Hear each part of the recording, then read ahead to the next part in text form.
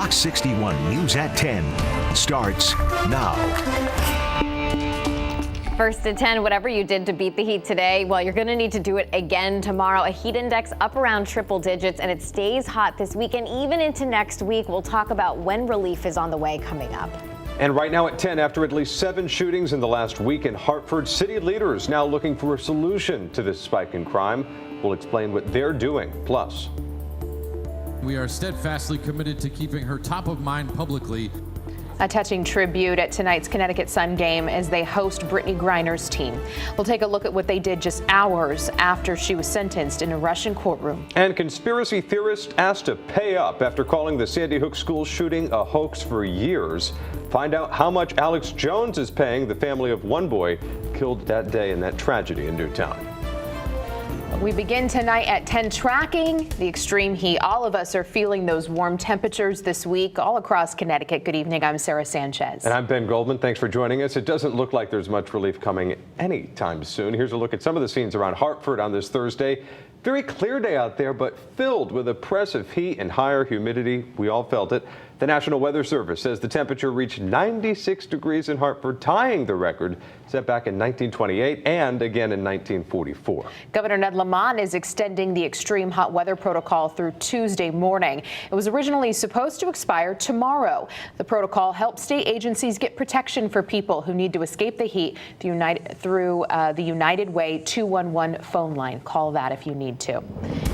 All right, let's see how hot it's going to be tomorrow and this weekend. Chief Meteorologist Rachel Frank now joining us. Hi, Rachel. Hi. Yeah, I think it was a really good call to extend that hot weather protocol through Tuesday because that's when the heat and humidity will last until. Now, let's check it out. We did make it an official heat wave. This is the third day in a row with temperatures in the 90s. Again, tying the record. Tomorrow, we may shave a few degrees off the high temperature, but you're probably not going to be able to tell the difference. And the only reason why we might not get quite as hot is because there could be a pop-up shower or thunderstorm in the afternoon tomorrow. So once again, because the heat index could get up to triple digits at times, there is another heat advisory in effect for your Friday as well. Right now, temperatures are in the upper 70s to low 80s. It is very sticky, very humid out there. There was a line of much needed rainfall that just completely fell apart as it tried to move into Connecticut. Go figure. The force field is up in full effect. Low temperatures tonight only dropping back into the low to mid 70s, and tomorrow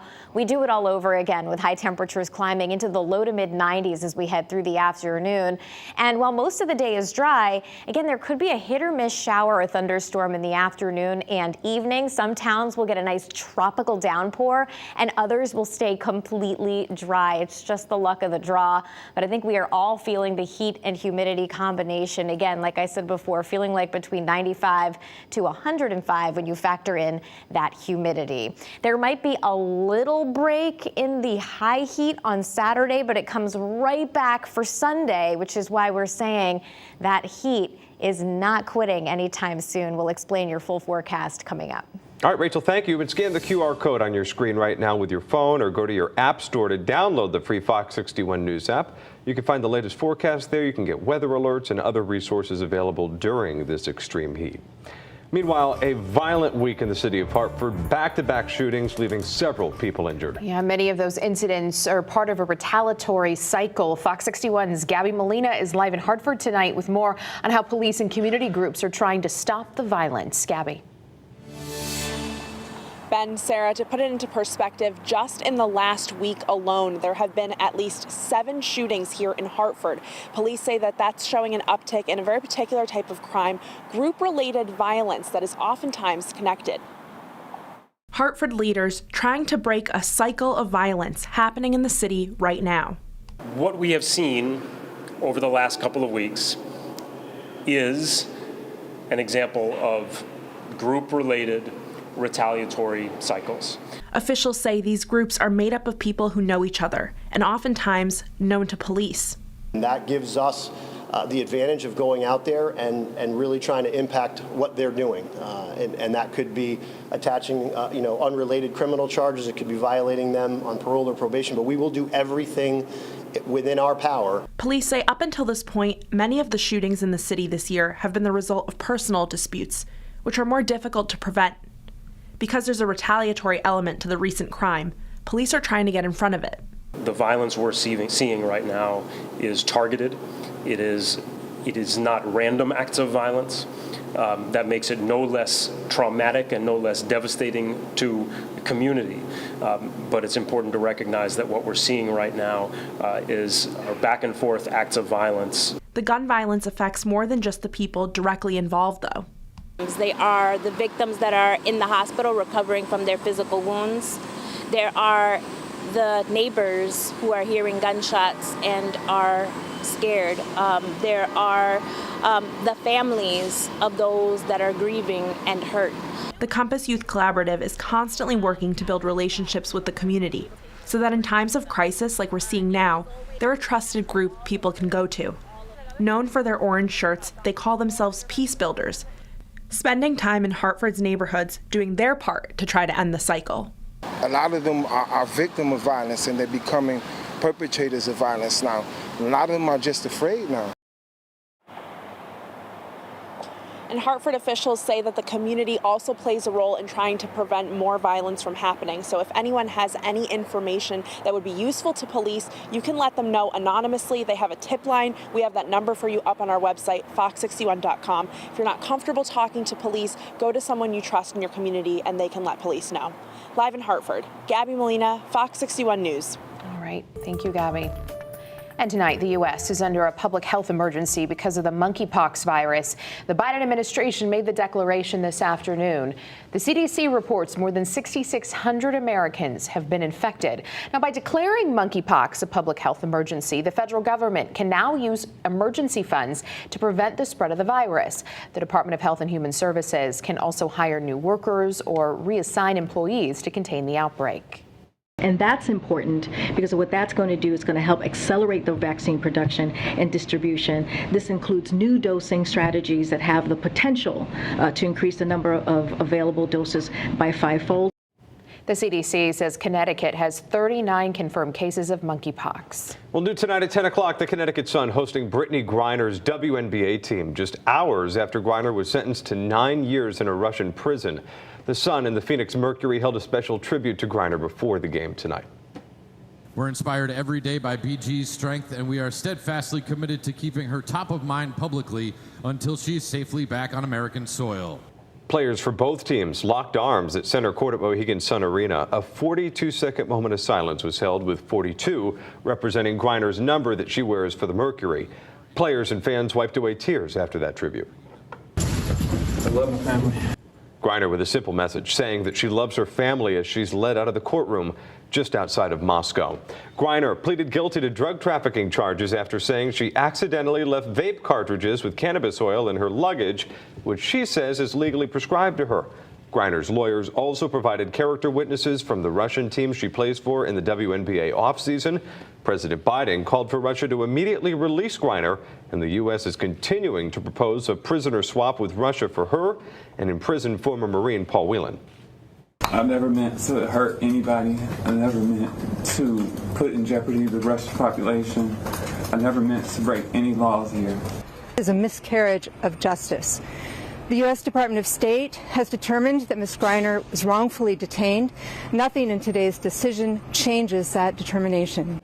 In addition to 9 years in prison, Griner was fined 1 million rubles, which is about 16,000 U.S. dollars. Well, Alex Jones will have to pay more than $4 million to the parents of a boy killed in the Sandy Hook shooting.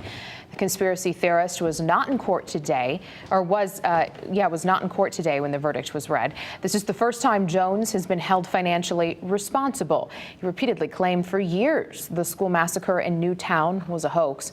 The parents of 6-year-old Jesse Lewis will get that money. Both parents testified this week that Jones's lies and harassment from his followers made their lives a living hell. This jury must also decide how much Jones will pay in punitive damages. He's also awaiting another case in Texas and one back here in Connecticut. Back here at home, a horse trainer in Portland is free on a $100,000 bond tonight. She's accused of abusing horses while training them at White Birch Farm. Alexis Wall is facing 20 counts of animal cruelty. This past spring, state animal control investigators looked into claims of abuse to horses that she trained. The arrest warrant says several horses were given cruel punishments by Wall, including withholding food or water and tying the horses together for long periods of time. Wall's due back in court September 15th. Well, new tonight, there is a shortage brewing that may be making your beer a bit flatter in the future. Breweries across the country facing a carbon dioxide shortage. Fox 61's Alicia Machado joining us live at Thomas Hooker Brewery in Bloomfield to tell us if Connecticut brewers are seeing any problems on tap quite yet. Alicia, what's the case? Yeah, well, Ben, the president of Thomas Hooker Brewing Company tells me they are noticing some cutbacks. He recently found out that they're going to be getting about 70% of their typical allotment of CO2 from their supplier due to a plant failure, but he's hoping they'll be able to make do. It's a problem bubbling to the surface for some Connecticut breweries. A nationwide shortage of carbon dioxide, a product vital for companies producing beer and carbonated beverages. When we don't have CO2, we have to shut down operations. Kurt Cameron, president of Thomas Hooker Brewing Company, tells me it's a problem they've been noticing over the last year or so, and they're starting to see cutbacks. We're told that it's from a myriad of different reasons. It could be an ethanol plant being shut down where they get a lot of CO2 from. This time, I was just reading the letter, it's because a plant failure somewhere out in Illinois, which our supplier, American Carbonation, gets a large portion of their CO2 from. CO2 is what's used to make beer and soda carbonated or bubbly. But Cameron says it's also used for a variety of other functions around the brewery. Every single tank gets purged with CO2 so no air touches the beer. The canning lines run on CO2, and so the CO2 is used in a lot of different aspects throughout the brewery. Back East Brewing Company in Bloomfield is also keeping an eye on the CO2 shortage. Co-founder Tony Karlowitz says they're under a contract and are doing okay for now. We just got filled up, so we're good for a few weeks. Our supplier has said we'll be okay, so hopefully we'll be able to get through this. But Karlowitz says he has seen the nationwide shortage get worse over the last couple of years, and it hasn't been an easy time for breweries, dealing with everything from pandemic shutdowns to higher supply chain costs and even an aluminum shortage. You never know. Things, if they get worse before they get better, could be a potential problem, but it's definitely something we're very concerned with. Cameron is hoping things will get better when the plant is back. He tells me that they have been looking into replacing CO2 for some of their production, but it would be very costly. We're live in Bloomfield tonight. Alicia Machado, Fox 61 News.